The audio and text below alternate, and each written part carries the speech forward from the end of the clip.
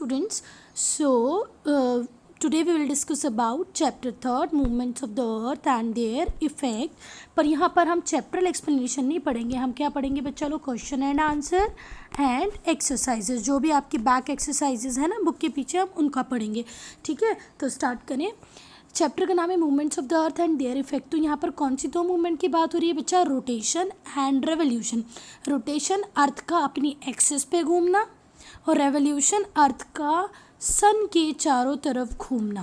Clear होगी बात? इस डायग्राम में देखो, ये अर्थ सन के चारों तरफ घूम रही है, प्लस रोटेशन में वो आप खुद से घूम रही है वेस्ट टू ईस्ट. अपनी एक एक्सिस है, उस एक्सिस पे घूम रही है, ये क्या हो गया? रोटेशन. और सन के चारों तरफ घूमना क्या हो गया? रेवोल्यूशन. ओके, तो हम आ जाते हैं क्वेश्चन आंसर पे. So first question is what are the two movements of the earth. Explain. Earth की कौन सी दो मूवमेंट है उनको एक्सप्लेन करो. तो कौन सी दो मूवमेंट है बच्चा? Rotation and revolution. कौन कौन सी? Rotation and revolution. Two important movement है किसकी? अर्थ की. The earth rotate on its axis. जैसे भौरा अपनी एक्सिस पे चलता है, वैसे अर्थ भी अपनी एक्सिस पे घूमती रहती है, और इसी को हम क्या बोलते हैं? रोटेशन. रोटेशन से क्या होता है बेटा? Day and night. जैसे ये अर्थ है और ये सन है, तो जब ये घूमती, आधा जो पार्ट है जो सन की साइड में होगा वहाँ पर क्या होगा? डे. जो सन के पीछे वाला पार्ट होगा वहाँ पर क्या होगी? नाइट. क्लियर होगी बात? तो रोटेशन से क्या होता है? Day and night.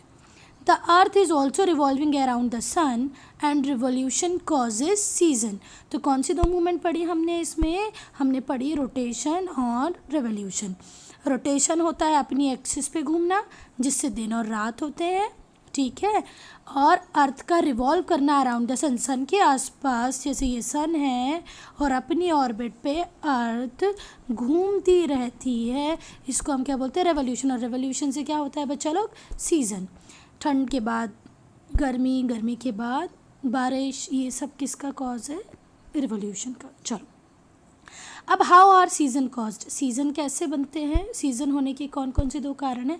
तो सीज़न होने के दो कारण हैं. पहला कारण है seasons is cause due to the revolution of earth. Earth का रेवोल्यूशन होने की वजह से सीज़न होते हैं. दूसरा कारण है tilt of earth axis. Earth की टिल्टेड एक्सिस. अब टिल्टेड एक्सिस में बताऊँ यहाँ पर वीडियो फिर बड़ा हो जाता है बच्चा, फिर भी बताती हूँ मैं. ये जो अर्थ है, अर्थ की जो एक्सिस आइडियली ऐसी होनी चाहिए थी, वो कोई ऐसा बोलते हैं पास्ट में बहुत बड़ा बॉडी मास अर्थ से आके टकराया, तो ये जो एक्सिस ऐसी थी अब ऐसी ना होकर कैसी हो गई? टिल्टेड, झुक गई है. तो सीज़न होने के दो कारण हैं. एक तो एक्सिस का झुका हुआ होना, और सन के आसपास अर्थ का चक्कर लगाना. कभी अर्थ यहाँ होगी, कभी यहाँ होगी, कभी यहाँ होगी और कभी यहाँ होगी. तो पहला तो कारण है रिवॉल्यूशन अराउंड द सन, और दूसरा कारण है उसकी टिल्टेड एक्सिस. क्लियर होगी बात? ये जो एक्सिस ऐसी होनी चाहिए थी वो टिल्टेड है. उसके बाद है विचार four main season. Very easy answer, बचपन से आपको पता ही है ना? थर्ड फोर्थ से पता है आपको. Summer season, winter season, spring, autumn, ये फोर मेन सीजन्स है. चलो, अब हम बात करते हैं. ये थोड़ा सा इम्पॉर्टेंट क्वेश्चन है जिससे आप अननोन हो. अगर आपने चैप्टर वीडियो नहीं देखा होगा तो प्रॉब्लम वाला क्वेश्चन है, तो मैं समझाती हूँ. What are the spring and autumnal equinoxes. Equinox का मतलब होता है, पहले तो इक्विनॉक्स का मतलब क्या होता है? Equal day and night. मतलब 12 आवर्स का ही क्या होगा? डे होगा, और 12 आवर्स की क्या होगी? नाइट होगी. इसको हम क्या बोलते हैं? Equal day and equal night, equinox. समझ में आ गई बात? तो इक्विनॉक्स दो टाइप के हैं, एक स्प्रिंग है और एक ऑटमनल है. स्प्रिंग और ऑटमनल इक्विनॉक्सेस. चलो, On 21st March and 23rd September, the sun is directly overhead equator. जब 21 मार्च हो या 23 सितंबर हो तो सन कहाँ पर होता है? इक्वेटर के बिल्कुल ऊपर. इक्वेटर के बिल्कुल ऊपर. और इन्हीं दो दिन को हम क्या बोलते हैं? स्प्रिंग और वर्नल इक्विनॉक्सेस. इन दोनों दिनों में क्या होता है? डे और नाइट बिल्कुल इक्वल होती है थ्रू आउट द वर्ल्ड. पूरे वर्ल्ड में डे और नाइट बिल्कुल इक्वल होगी. ठीक है. अगर आपको ये आंसर समझ में नहीं आता है कि मैडम कैसे इक्वेटर के ऊपर है और कैसे डे और नाइट इक्वल होती है, तो कमेंट सेक्शन में लिखना। मैं 2-5 मिनट का एक जो 5-7 मिनट का एक वीडियो होगा कि कैसे इक्विनॉक्सेस होते हैं, कैसे समर सॉल्स्टाइस होता है, विंटर सॉल्स्टाइस होता है, तो वो मैं आपको एक अलग वीडियो में बता दूंगी। इसको आगे बढ़ाने से बहुत बड़ा वीडियो हो जाएगा, ठीक है। तो please write in comment section, तो मैं उसको एक्सप्लेन कर दूँगी। Next is explain the position of earth during summer with the help of diagram. Ma'am ने यहाँ डायग्राम ही नहीं बनाया, चलो पहले मैं आंसर बता देती हूँ फिर डायग्राम बता दी। Summer solstice is experienced on 21 June. कब आता है? 21 जून को। The position of earth on these days such that sun shine directly over tropic of cancer. Summer solstice और विंटर सॉल्स्टाइज में सन की सीधी डायरेक्ट ओवरहेड जो लाइट है, सनलाइट है, वो कहाँ पर होती है? समर में ट्रॉपिक ऑफ कैंसर पे होगी और विंटर में ट्रॉपिक ऑफ कैप्रिकॉर्न पे होगी। पर स्प्रिंग और ऑटमनल इक्विनॉक्स दोनों ही पे किस पे होगी? इक्वेटर के ऊपर होगी, ठीक है। The northern hemisphere is tilted towards the sun. 21 जून को सन कहाँ पर ओवरहेड होता है? ट्रॉपिक ऑफ कैंसर पे। और जो नदर्न हेमिस्फीयर है वो किसकी तरफ टिल्टेड होता है? सन की तरफ। All the places of northern hemisphere have their longest day and shortest night. देखो यहाँ भी डे लिख दिया है मैंने, यहाँ पर क्या आएगा? नाइट। सबसे लॉन्ग डे होता है और सबसे शॉर्ट क्या होती है? नाइट। सबसे बड़ा दिन और सबसे छोटी रात, ठीक है। Longest day on this day, sorry रुको, मतलब यहाँ पे सिर्फ लॉन्गेस्ट डे की बात की है इन्होंने। इस दिन 21 जून को सबसे बड़ा दिन होता है कहाँ पर? नॉर्दर्न हेमिस्फीयर में। और सबसे छोटी, सबसे शॉर्ट क्या होती है? नाइट होती है, ओके। चलो अब हम आगे चलते हैं। लेट्स डिस्कस में कौन सा क्वेश्चन दिया? How are day and night cause. Day and night कैसे होती हैं? तो डे एंड नाइट का मैंने बताया, सन के सामने जो अर्थ का पार्ट आता है उसमें क्या होता है? डे, और यहाँ पर क्या होगी? नाइट। फिर 12 आवर्स में, 24 आवर्स में अर्थ घूम के फिर यहाँ आ जाएगी, तो यहाँ पर हो जाएगा डे और यहाँ पर हो जाएगी नाइट, ठीक है। चलो, day and night are cause due to rotation of earth on its axis. Easy answer है ना। सो अब हम पढ़ते हैं एक्सरसाइजेस। सो फर्स्ट जो एक्सरसाइज है हमारी, कौन सी एक्सरसाइज है? True and false. तो ट्रू एंड फॉल्स हम पढ़ते हैं। 2 movements of earth are rotation and revolution. Very right. मैंने शुरुआत से बताया कि अर्थ की 2 मूवमेंट होती है, एक होती है रोटेशन और दूसरी होती है रेवोल्यूशन। तो इसका आंसर क्या आ जाएगा? ट्रू। एक अपनी एक्सिस पे घूमना, दूसरा सन के अराउंड घूमना। फिर लैंड ऑफ राइजिंग सन। हम लैंड ऑफ राइजिंग सन किसको बोलते हैं बेटा? जापान को। किसको बोलते हैं? जापान को। क्यों बोलते हैं? क्योंकि जापान एक्सट्रीम ईस्ट में है।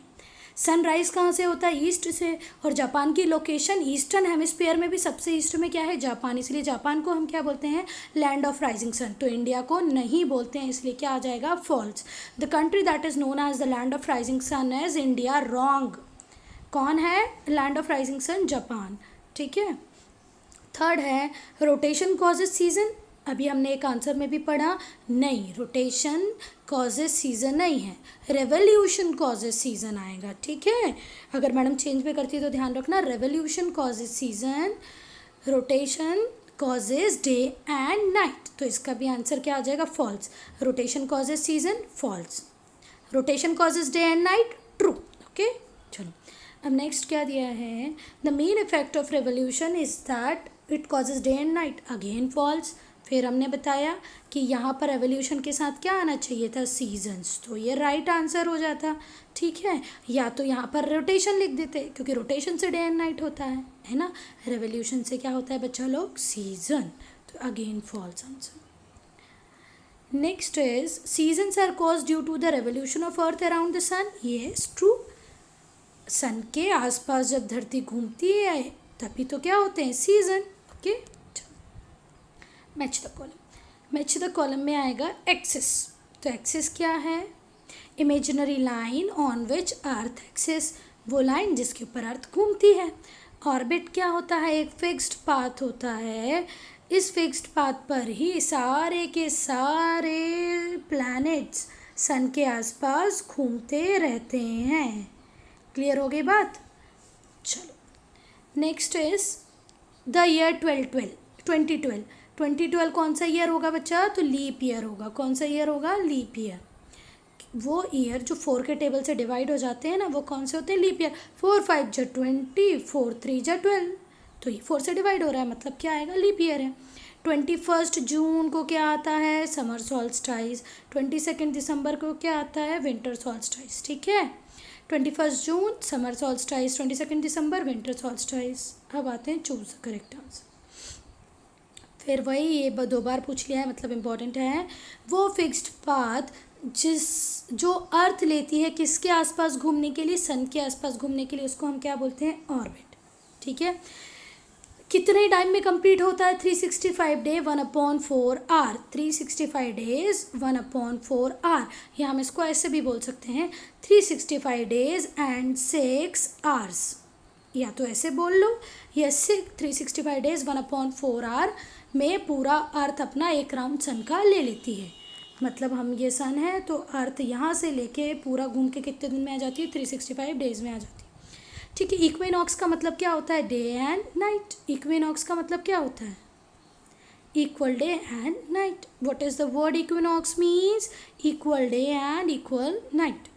21 मार्च को क्या आता है, स्प्रिंग इक्विनॉक्स। ठीक है ना, इक्विनॉक्स मतलब इक्वल डे एंड नाइट। 21 मार्च को क्या होता है, स्प्रिंग इक्विनॉक्स। ठीक है, चलो अब अनस्क्रैम्बल पे आ जाते हैं। तो अनस्क्रैम्बल वर्ड में क्या पूछा है बच्चा, the imaginary line passing through the centre of earth. Earth के सेंटर से पास होने वाली लाइन को हम क्या बोलते हैं, एक्सिस। क्लियर होगी बात, अर्थ के सेंटर से जाने वाली इमेजिनरी लाइन क्या है, axis.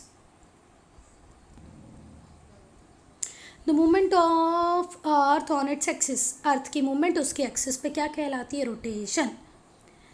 Movement of earth around the sun, revolution. अब तो रट गया होगा तुमको, सन के आसपास घूमना, रेवोल्यूशन, अपनी एक्सिस पे घूमना, भौरे की तरह, क्या होता है, रोटेशन। सन के आसपास रेवोल्यूशन।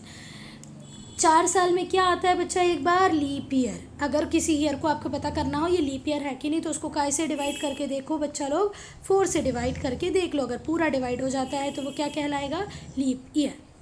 किससे होता है बेटा, डे एंड नाइट, रोटेशन से। तो रेवोल्यूशन से क्या होता है, सीजन। चलो यहाँ पर ये वीडियो होता है कंप्लीट।